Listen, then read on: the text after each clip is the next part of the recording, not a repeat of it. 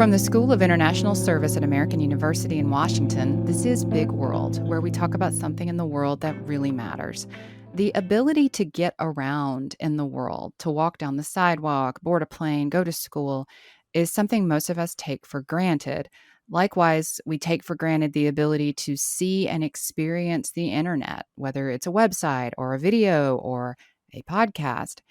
But this mobility, this access, whether around your hometown or around the internet, cannot be taken for granted by individuals with disabilities. Disability policy is the playing field leveler, the missing link between people with disabilities and their accessing the world as freely as everyone wants to. So today we're talking about disability policy, both in the US and globally. I'm joined by Derrick Cogburn. Derrick is a professor here at the School of International Service and also in AU's Kogod School of Business. He's the founding executive director of the AU Institute on Disability and Public Policy, faculty co-director of the Internet Governance Lab, and director of COTELCO, the Collaboration Laboratory. He researches at the intersection of information technology, global governance, and socioeconomic development, and he's published widely and served in numerous advisory roles, including as a member of the high-level panel of advisors for the United Nations Global Alliance for Information and Communication Technologies and Development. Derrick, thanks for joining Big World. Thank you so much, Kay. I'm really delighted to be here. Derrick, as you know, probably better than I do, July marks 33 years since the Americans with Disabilities Act was signed. It's better known now as the ADA. The ADA was a landmark law prohibiting discrimination against people with disabilities. And in your view, how is the legacy of the ADA still playing out today? And what role has it played in further inspiring disability policy and legislation and activism? Well, that's a great question, Kay. And one of the things that I'd like to highlight is that the ADA was an incredibly bipartisan piece of legislation. And disability policy has been bipartisan up until recent times. People came together, legislators came together to really recognize the needs of persons with disabilities. It was facilitated by activists who came together to promote the idea. There's a famous picture of Capitol Hill with some of the stories of persons with disabilities written out and stacked up on Capitol Hill, and it dramatically visualized the lives of persons with disabilities and really pricked the hearts of legislators and encouraged them to pass the ADA. And the legacy has been that over time, the legal and regulatory policy infrastructure in the U.S. has gotten stronger and stronger. It has enabled activists to be able to organize, to assert their rights to education and transportation and other areas. It's led to technological developments, and it has led to global developments that have been modeled on the ADA, which hopefully we'll get a chance to talk about. Absolutely. So, with the ADA being signed 33 years ago, how does the U.S. currently compare to other countries when it comes to disability policy? How are we doing? So we're doing pretty well. So we have a rich bricolage or overlapping set of policies that support the rights of persons with disabilities in a number of areas. And so if you look at somebody that's trying to access a public facility, there are legal and regulatory policies in place that require that company or organization to make their facilities accessible in a variety of ways. So not just for mobility impairment, but also for people who are deaf and hard of hearing, blind and visually impaired, as well as those with learning differences and learning disabilities to be able to access the resources here in the country. So that legal framework really makes it creates the environment where if an organization is not doing the right thing, a person with a disability, an advocate, can advocate for their rights. And I usually talk about this, Kay, in three ways. I talk about the moral imperative, the economic imperative, and the legal imperative. So the moral imperative means it's the right thing to do. And we look at the number of people with disabilities in the world. There was a report that came out in 2011 by the World Bank and the World Health Organization that sort of shocked the world and helped us to understand that there were more than 1 billion people in the world living with some form of disability. It's about 16% of every country's population. And so to include those persons that have some form of disability is the right thing to do. But there's also an economic rationale that those persons with disabilities and their families and their friends will make decisions about where they go, where they spend their money, where they apply to university, where they bank, where they shop. And so if your company or organization or university is as accessible as possible, you will encourage and entice those persons to participate. And if not, they'll go somewhere else. But then the last part of it is the legal rationale. So if neither of those two really motivates you to do the right thing, there's the legal rationale. And because we have that strong policy infrastructure, there can be, first advocacy. And if advocacy doesn't work, there can be legal remedies for persons with disabilities to support their rights.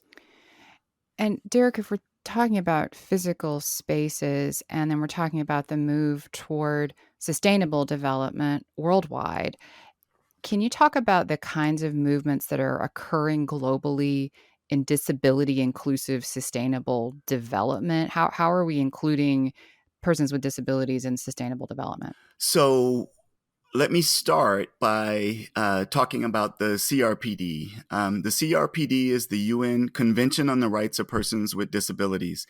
It is the first human rights treaty of the 21st century, but it's interesting because it is both a human rights treaty and a development instrument.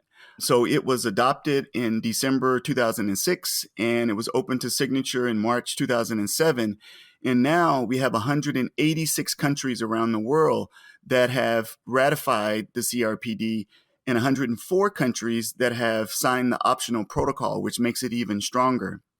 So the CRPD has 50 articles, and it represents almost every area of human existence. So it deals with education, it deals with awareness raising, it deals with political participation, it deals with sport and recreation and leisure. And all of these are rights that persons with disabilities have. And it represents a shift, Kay, away from what was called the medical model to a social justice and a rights-based model. And what that means is, under the medical model, it was kind of a charity-based approach that, kind of this right thing to do. I want to be a good person, so I want to help persons with disabilities, and that really put the focus a lot of the times on the person who was doing the good work. Look at me, I'm doing this good work to allow this person to participate. Well, that's a model that the persons with disability movement globally moved away from, to say it's great if you like me and you want to help me and so forth. That's wonderful, but I don't want to rely on that. I have a right to transportation. I have a right to be able to get on the subway Right. and navigate around the city, to Mhm. access art and parks and restaurants and so forth. So that rights-based approach has been really reflected in the CRPD, and that's a really, really strong component. And as I said, the CRPD, even though the U.S. has not ratified the CRPD, we signed it under President Obama. But you remember I told you earlier how disability policy used to be bipartisan. Well, we've gotten into such a hyper-partisan political environment that this treaty that was based on our legal and regulatory framework and advocated for by U.S. disability advocates as well as others around the world was signed under President Obama, but the Senate wouldn't ratify it. And so I was in the Senate chamber the day it was voted down, and it was highly disappointing. But that CRPD is really the cornerstone, looking at disability as a right and as a human right and for social and economic development. But in addition to that, we're in a really interesting moment because there are several other overlapping global policies all aimed at supporting the social and economic development of persons with disabilities. And I'll just kind of go through them quickly. So one is the New Urban Agenda, which comes out of UN Habitat 3. This was a big conference in Ecuador that takes place I believe it's every 20 or 30 years. And it's designed to say, since more and more people are living in cities, what do we need to do to make cities as accessible as possible? And then we have the Sustainable Development Goals. So the Sustainable Development Goals succeeded the Millennium Development Goals, which were designed to reduce poverty, eliminate poverty by the year 2015.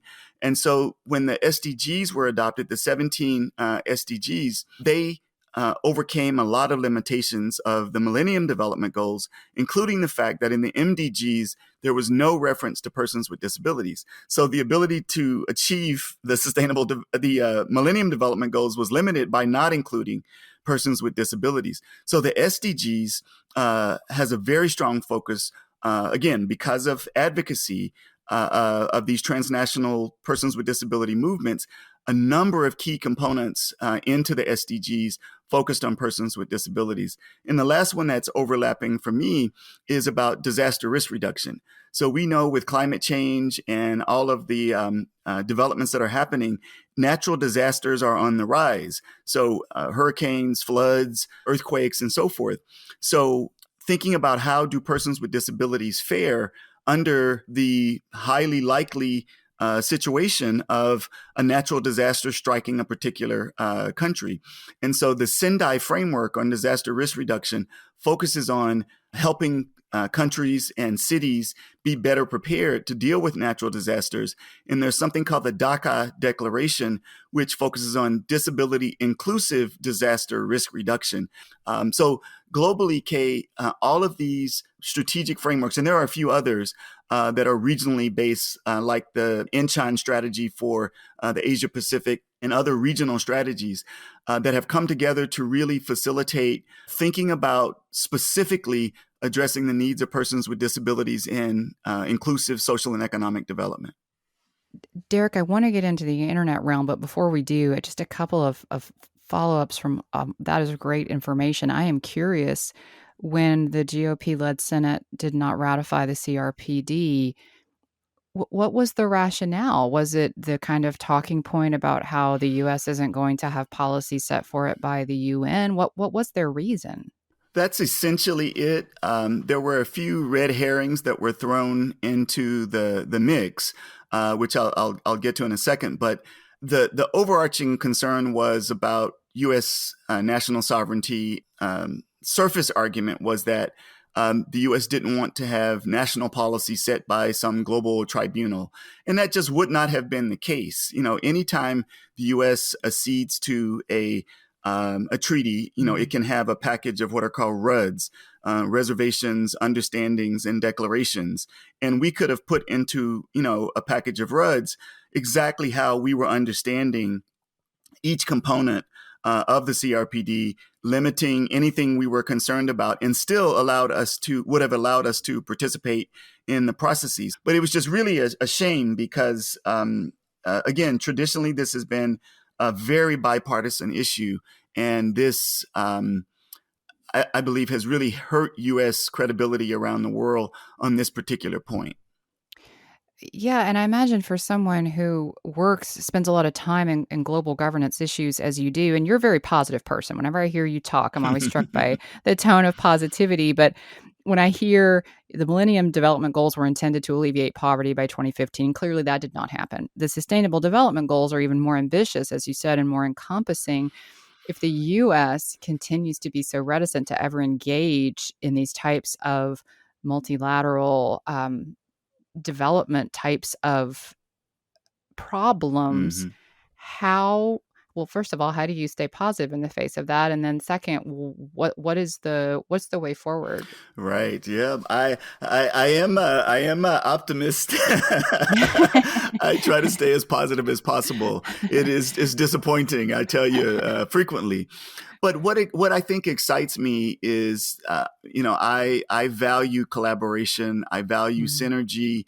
synergy. One of the things that has been so exciting to me, as I mentioned, we've been, I have a book on transnational advocacy networks in the Information Society that really looks at how technology has fueled the ability for civil society activists around the world to coordinate and collaborate on their engagement with a variety of global governance processes, allowing distributed knowledge actors, people who are knowledgeable about a particular subject, to be able to assist those networks as they're engaging on the ground at different conferences and meetings and so forth.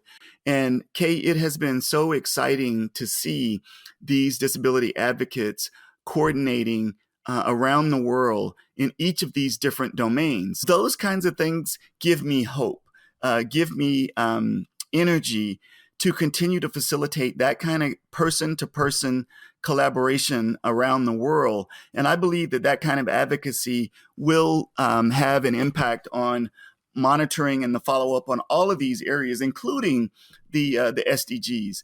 Now, I have a big concern about the SDGs. We're about halfway through the SDG process, and there are not good evaluation mechanisms. There's no real good baseline data.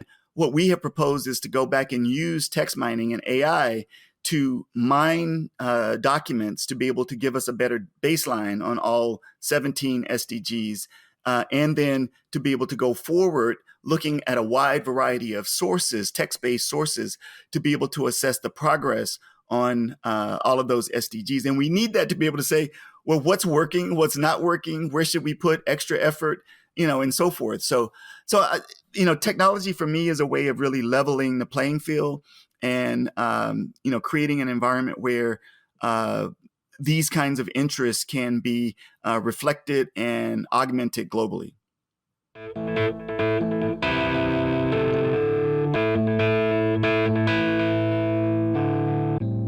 Derrick Cogburn, it's time to take 5. This is when you, our guest, get to daydream out loud and reorder the world as you'd like it to be by single-handedly instituting 5 policies or practices that would change the world for the better.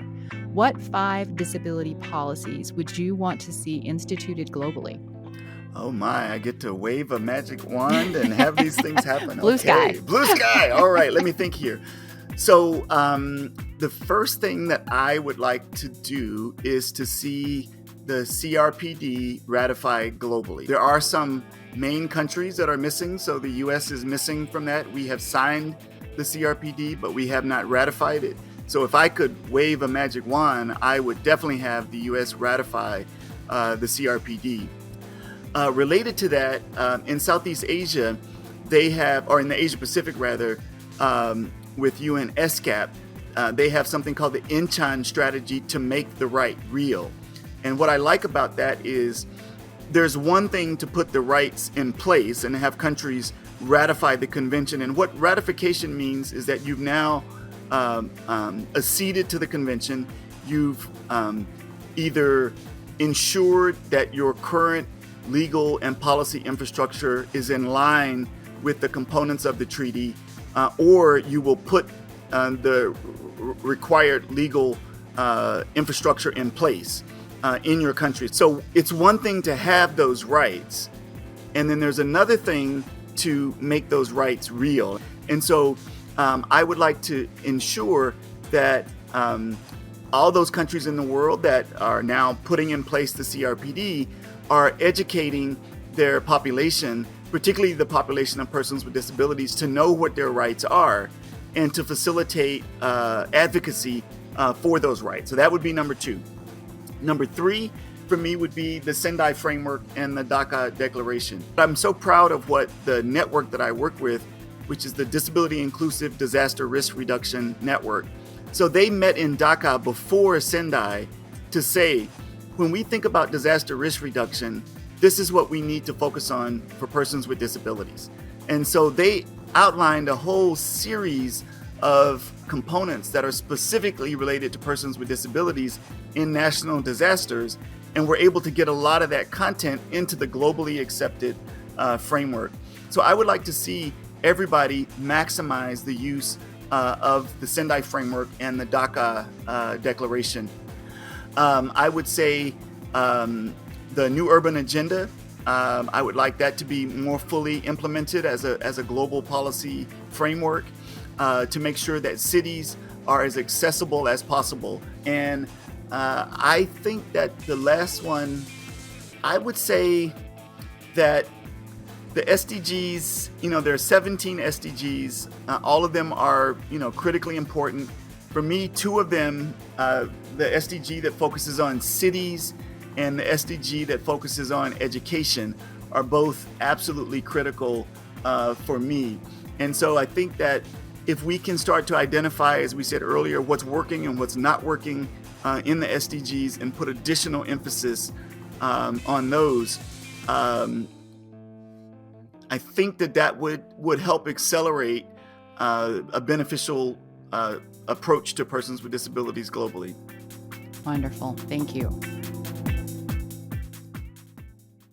That's a good pivot. Let's shift to that tech accessibility, Derrick, because policy surrounding online accessibility for people with disabilities is an area that's been discussed more frequently in recent years, not only in academia or in the intertech world. It's definitely something that is a broader, there's broader awareness around this. We're talking about things like screen readers and image alt text for people who cannot see and video captions for people who cannot hear, in addition to other types of adaptations.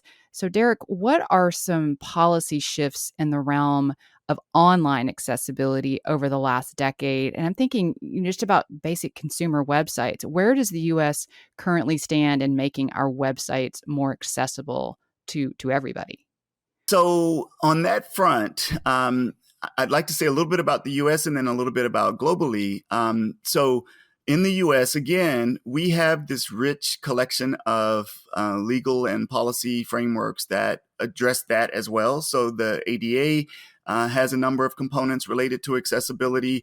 There's Section 508, which focuses on web accessibility as well, and really helps us to be able to point out, when something is not accessible, there are legal remedies to, push back and make sure that it is accessible. So in universities, for example, when we think about encouraging, more persons with disabilities come to the university, and we're doing online learning or we're having digital resources, you can't invite a person in or admit a person into the university and then they not be able to access the resources like everybody else.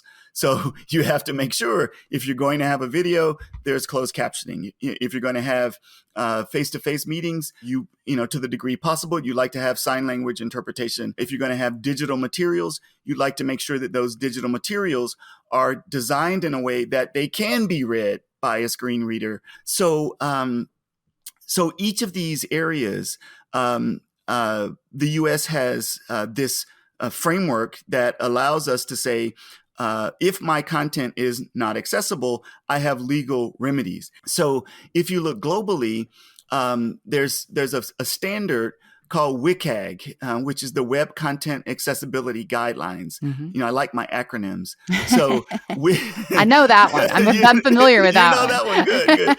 So WCAG, I believe is WCAG 2.1 or 2.2 now, lays out a set of expectations for what web content should look like and how do you make it accessible. So you need to have the ability to resize the web page or fonts and have better color contrast and so forth. Now, in addition to that, and this has just been, I've slowed down my traveling the last several years, but when we were doing so much traveling internationally, particularly in Southeast Asia, some of the technologies that we came into contact with have just been amazing. So imagine, Kay, I want to mention two quickly if I can. So imagine you are a person who's blind, and remember, one of the goals is to try to live as independently as possible. And so persons with disabilities like their independence and the ability to move around a city or town or whatever. So imagine somebody, a merchant or a vendor is giving you change. You buy something and you give them some bills and they give you change. And they're telling you that this is $5 or €5 or whatever the case may be. But you're blind. And you don't really have any way of assessing, are they really giving me €5? So there are technologies that let you hold your iPhone up, scan the bill, and it'll tell you audibly what currency it is and what denomination it is. So that kind of, it's just amazing when you see things like that. Some of the new technologies for mobility, uh, both inside a building. So let's say you are in a department store and you want to be independent in that in that department store. So you can use these apps that use things like iBeacons and so forth to tell you where you are in the building, can help navigate to where you want to go. And then when you want to go to another, you want to go through the city to another location, they've mapped that as well. And when you marry that with, there are some mapping technologies. And when we were in Ecuador for the Habitat 3, this became really, really exciting. So if restaurants and social gathering spots and so forth are all mapped for accessibility, a person can look at the app and say, well, where can I go to have a meal that I can still see, that's bright enough for me to still see my sign language interpreter? With all that data coming in, it adds to the independence of a person with disability. It's really, really exciting.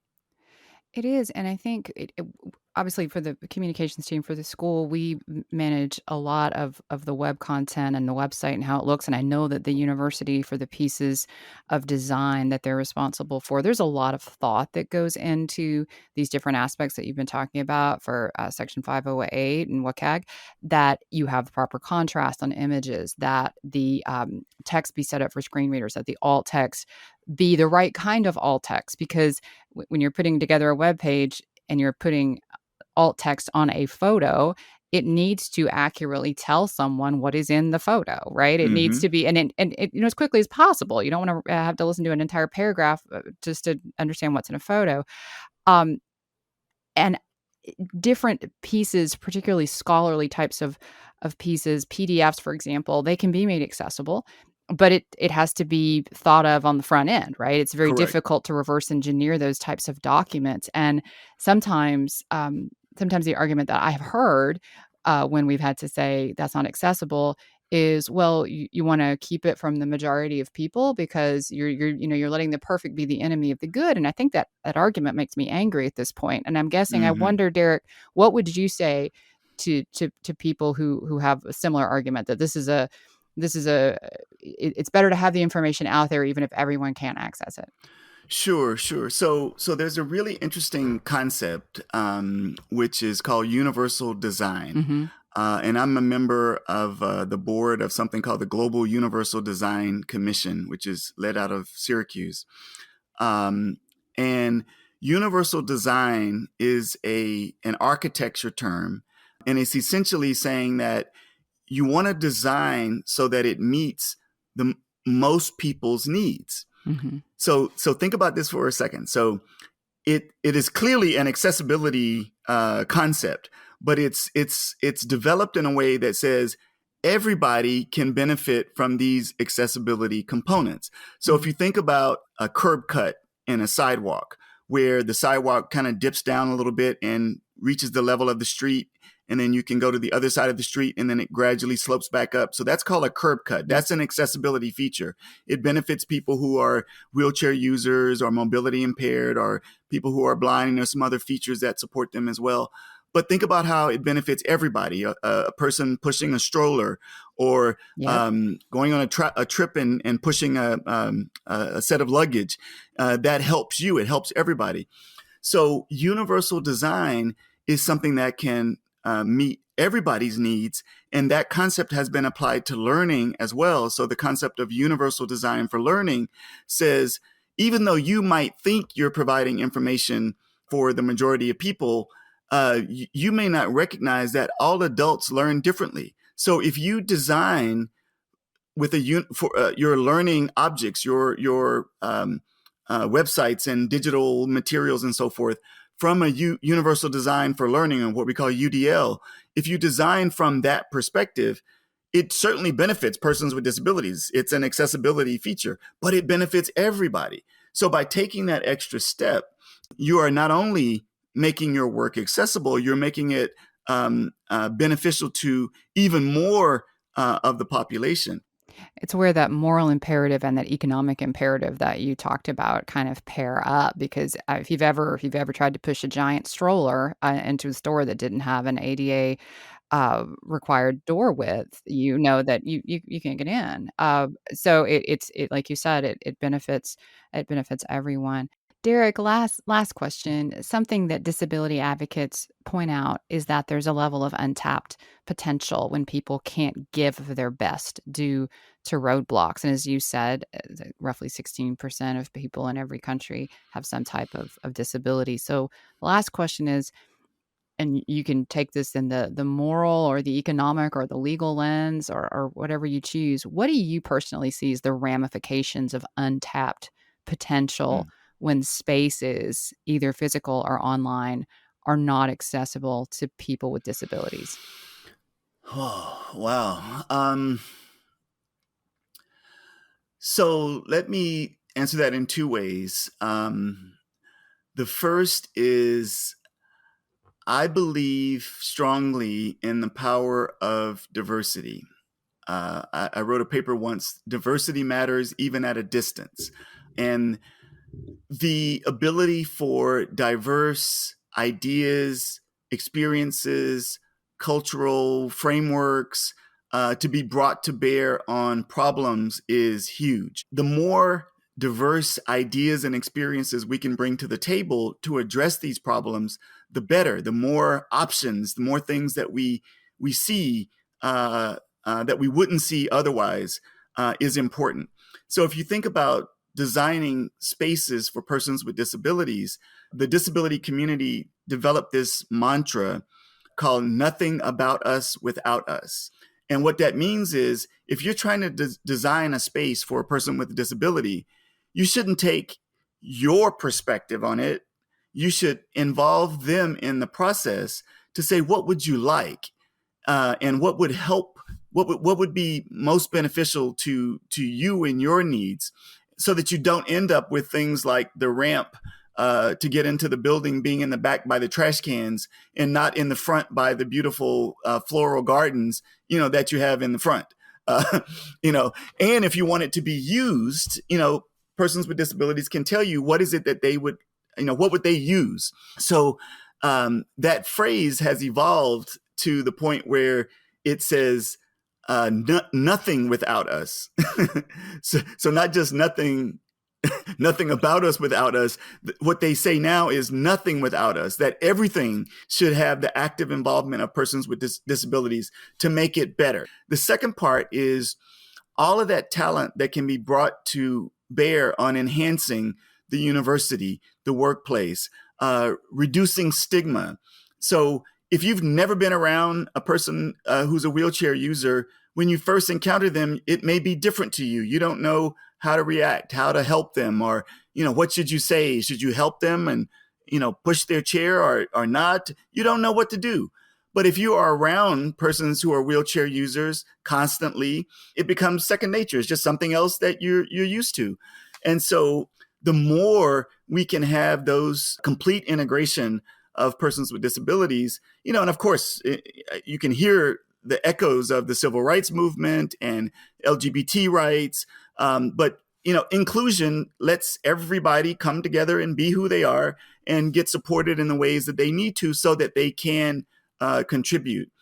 And the last thing that I'll say, and I'll take it back to the CRPD, for me, when you say, what's the impact of inclusion, if you think about what it means to be a whole person, and as humans, we need work opportunities, but we need also recreation opportunities. And so, in culture and leisure activities to make us whole and well-rounded. You may know I'm a boater, I'm a sailor, and I'm on the board of an organization called Brendan Sailing, which focuses on using sailing to teach self-confidence to children with learning differences. And they have week-long camps. And after 1 week, the campers are able to take their parents and their siblings out sailing. So imagine the joy and the pride that comes from you accomplishing something to be able to now take your parents and siblings out sailing is just phenomenal. And so that to me those are some of the examples of how inclusion of persons with disabilities can have so many positive impacts on our society and on our world. Derrick Cogburn, thank you for joining Big World to discuss disability policy. It's been so great to talk to you about all this. Thank you so much. It's been a real pleasure, Kay. You had fantastic questions, and I'm glad to be able to talk about all these issues. So I appreciate it. Thank you. Big World is a production of the School of International Service at American University. Our podcast is available on our website, on Apple Podcasts, Spotify, wherever else you listen to podcasts. If you leave us a good rating or review, it'll be like finding a forgotten holiday present in the back of the closet in July and treating yourself to it right then and there. Our theme music is It Was Just Cold by Andrew Codeman. Until next time.